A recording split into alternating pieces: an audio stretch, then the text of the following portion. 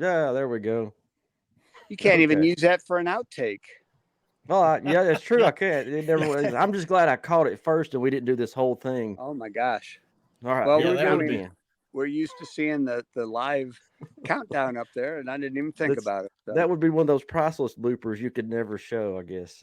oof. All right, here we go again. Sorry, guys.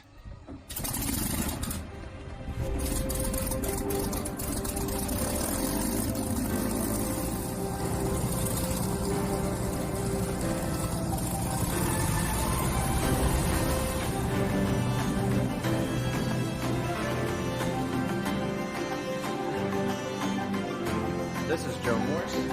You are listening to the History of Aviation podcast with Derek Beeler, David Rowe, and David Gorman. Oh, a microphony. And a phony at the mic. Hello and welcome to the History of Aviation podcast. I'm Derek Beeler. Thanks for making us a part of your day. Today I'm joined by Mr. David Rowe and Dave Gorman for this special episode, for this bonus episode. Hello and welcome to the History of Aviation podcast. I'm Derek Beeler. Thanks for making us a part of your day. Today I'm joined by Mr. David Rowe and Dave Gorman for this bonus episode. The reason for this bonus episode, you might be asking yourself, well, our own Dave Gorman just returned from the Great American Air Show in Smyrna, Tennessee, and is here to tell us about it. Dave? Well, hey guys, good to see you.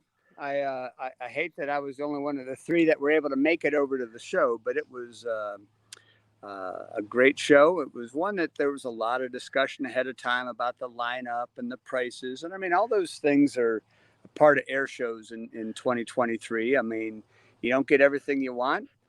And sometimes it's more expensive than you want. You always have a choice to not go. It stinks to let that be a part of why you don't go, but I certainly get it, and I've made that decision about some shows myself. But this one worked out where I was able to go with a couple of buddies. Shout out to Bruce uh, and Darren, who were with me when I went up to Louisville about 2 months ago. So it was good to be standing there watching airplanes again at this air show. Darren was a big help with camera settings as well. I still need help with that. He was helpful with reminding me to adjust for props from jets and vice versa. You would think I would remember that, but it was a big help. Also want to give a shout out to a kid named Keegan. I believe that was his name. I apologize if I missed it, but hopefully he's listening. Keegan is about 11 or 12 years old, and he and his mom were looking at an airplane, and she saw my shirt. I was wearing the History of Aviation podcast shirt that are brand new and available soon for our listeners. And she asked me about the podcast, and I started talking to her and talking to her son. He just got back from the aviation camp down in Huntsville, and Oh, wow. Mom was telling me about a high school in Middle Tennessee that has this incredible aviation program that they have as part of their STEM programming at the high school, and he's hoping that he'll be able to get into that. And I'm going to tell you, if he's thinking about that already, going into sixth grade, I'm pretty sure he's going to do what it takes to get there in a couple more years. So good luck to you, my friend, and check in with us. I hope you're listening. The show itself featured the Blue Angels to close out the show, but we had a nice smattering of some other high performance aircraft. We had some things like Mustangs, and there were two Mustangs that were scheduled to fly. One of them had a mechanical and was not able to get up in the air, but Quicksilver was there along with the F4U4 Corsair that Jim Tobel flies. Always great to see those guys. Although they didn't do a class of 45 performance, they both were there doing other things. There was a classic jet, a T-33 that flew. Skip Collier was flying, and that's a fantastic aircraft to see. Put out a tremendous display, lots and lots of nice back and forth passes, and got to see the top, the side, the bottom of that plane, and so he really gave it a good ringing out in the skies. The Sky Raider, known as Bad News, was there, and so going back to Vietnam era, great looking Sky Raider. I love Lieutenant America, and it's my favorite but bad news is tricked out with all kinds of ordnance on the wings, and it really looks good that way. And lots of nice passes, even a 360. Kind of like a minimum radius turn that the pilot performed, which was cool to see in a Skyraider. So some good ringing out of those planes. The Navy was represented by a couple of F-35 Lightning IIs, and those, one guy put on a heck of a show, and then the other guy joined up with the Corsair, and they did a Navy Heritage flight. And you realize that just how controllable those F-35s are. They really look great in the sky. Tough shooting conditions with a plane that has kind of a couple of different shades of gray, and the sky was a couple of different shades of gray and then sunny. And so lots, again, of adjusting literally on the fly, trying to stay a little bit ahead of the photography curve there. But a great performance by the F-35s. The F-22, I'm sorry, but it just steals the show. There's nothing like a well-flown F-22, and these guys live for the show. This thing just falls like a leaf. It turns on a dime. It looks great with its passes, great performance and everything. Did not fire flares like the one we saw up in Louisville, but it still was a fantastic performance. The weapons bay pass that they do. Now, the F-35 does a similar pass where they open the weapons bay, but it's a great looking airplane. They did the F-22 Cobra maneuver, which I'm not positive I'd seen before. But if you're familiar with that move, as it's coming across, it yanks back on the stick and climbs quickly and kind of ends up flattening out at the top of the climb and looks a little bit like the shape of a cobra that's getting ready to strike. So impressive display. And I'll tell you, the Blues they had a few issues. They put on a great performance, but they had a maintenance issue with plane number 2. Apparently their heads-up display was not quite, just wasn't communicating. And I was listening to the pilot talk, and they weren't talking a whole lot on the public channels on the scanner, but I could hear them discussing that it was a issue with the heads-up display. They replaced that, and then they tried to do their takeoff after about a 15-minute delay. And first 2 planes got up without any difficulty. The next 2 planes are right behind them in the takeoff formation. And they didn't take off. And, they mentioned about you see the smoke on, and the smoke will go off when they go into afterburner. And that's true. The smoke that the Blue Angels put out there turns off during the afterburner. When they put their afterburners on for takeoff, it didn't turn off. And I was like, why is that smoke still on? And it really worried me. There's that awful history in Smyrna with the loss of a Blue Angel and a pilot 7 years ago. And I was like, oh, no. There was, we couldn't tell what happened, but I heard them talking over the radio about a rejected takeoff. And apparently, I guess they continued to have issues with the HUD. The other pilot did not. He did not take off either. I guess they decided it wasn't safe to try to do that with them both so close on the runway, for one to take off and the other one not to. The opposing solos both got up in the air, but for a while we had just 2 plane diamond formations, and the opposing solos doing their thing. So they were doing their performance as best as they could with just the 2 planes. Then airplane number 4 took off and joined up. So we had 3 planes for a while. And then the pilot of aircraft 2 traded out with and got into the 2-seater aircraft number 7 and took off maybe about 10 minutes after things got going, and then joined up for proper 4-plane diamond and 6-plane formation flying. So they salvaged it, and I kept thinking, oh, well, this is kind of cool. I'm getting pictures of 2-plane and 3-plane formations when it usually is 4, so a little bit different. And apparently, safety was never compromised. It was all good, and they put on a great show. The crowd was really appreciative. So Bravo to the organizers at the Great Tennessee Air Show. They put on a great show. I wish I could say the same for their plan for getting everybody out of the show afterwards. Yeah. You know, like I say, the most dangerous part of an air show is trying to get there and then trying to get home. And patience was required. You know, I heard that there were people who were in line for 2 hours to get out, and I don't know what the solution is, but you know, they knew they were sold out on Saturday. They had people waving you in, and not so many people waving you out on the way out. So better luck next time. It's a great show, Well, though. One definitely, I'm glad I went to.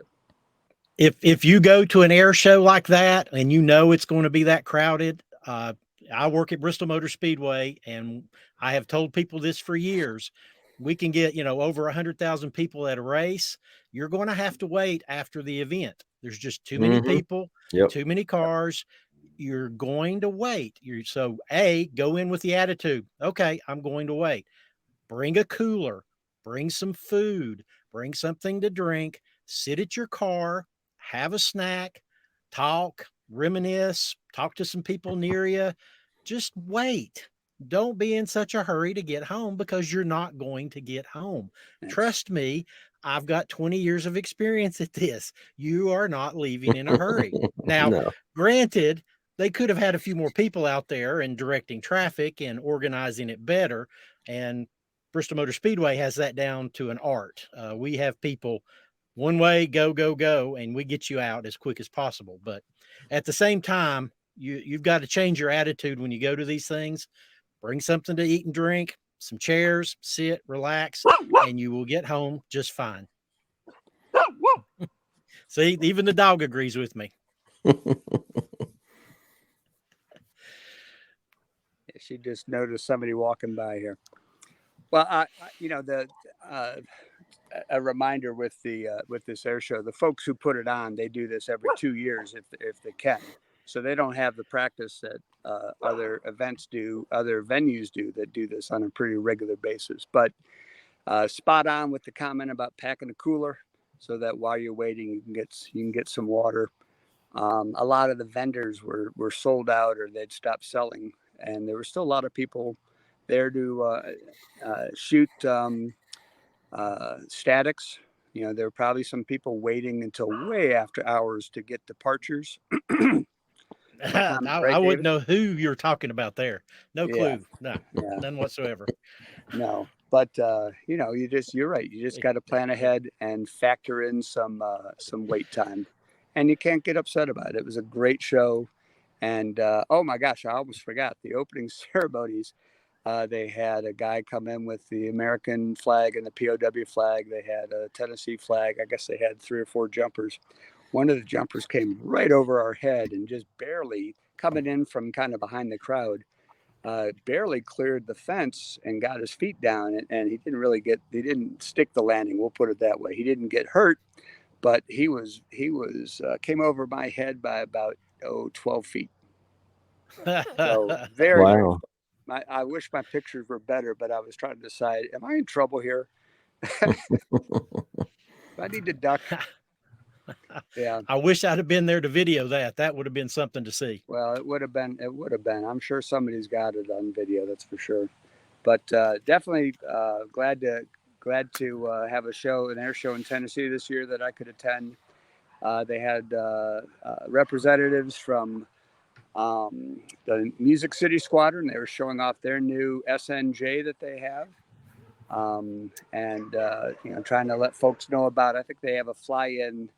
An event that they're doing. It's not an air show, but they're doing an event over there in the Lebanon area later on this month. I think the 24th or something is when they're doing that, which looks pretty interesting. And they're trying to get folks interested in joining their squadron over there. They had a growler on the ground that you could walk right by, and I took some pictures of the pods on the wings, a thing that is a signature feature of the growler that sets it apart from other FA-18s. Some great merch. Man, oh man, I spent about $45 in about 7 minutes. Wait a minute, what am I doing? But there was some really cool shirts and challenge coins and koozies and great things, So it's a good show. They had stuff for kids and stuff for big kids too. So next time, hopefully, you guys will be able to get over there too. Hopefully, for sure. Dave Gorman, thanks for joining us today for this bonus episode and telling us all about the Great American Air Show. I'm sure I know you took some pictures and videos. Tell folks where they can go check those out.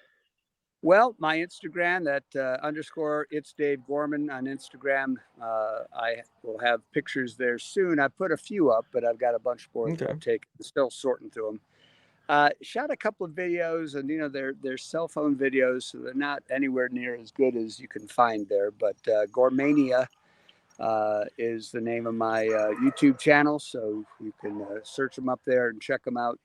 And I may, depending on how I feel about them, I might share them and attach them as a link to some of these on our other social medias for the History of Aviation podcast. David Rowe, go over your social media with us. Aerophile.com, AEROWEPHILE.com. I've got a whole bunch of stuff from the recent commemorative Air Force visit to Tri-Cities Airport. Just finished everything up this weekend, and I will have a lot of videos of Fifi, B-29 Super Fortress, Diamond Lil B-24, P-51 Mustang gunfighter, and several other smaller planes. You will have lots to watch very shortly. Come check me out. Good deal, guys. I enjoyed it. Our first bonus episode. There you go. Yeah. And Hopefully next time I'll be there at the air show to be a part of that. There you go. Me too, for sure. And the History of Aviation podcast, we are located everywhere. We have our own website. We're on Facebook. We're on Instagram. We're on Twitter. You can check out all those links below. Go check out our YouTube page as well. We got some great videos and some shorts on there for that. So for David Rowe, Dave Gorman, I'm Derek Beeler. Thanks for listening to the History of Aviation podcast.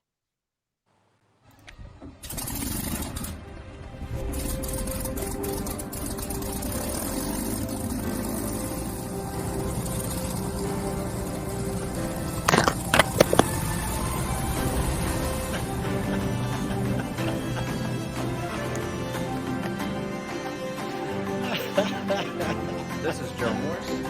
You are listening to the History of Aviation podcast with Derek Beeler, David Rowe, and David Gorman.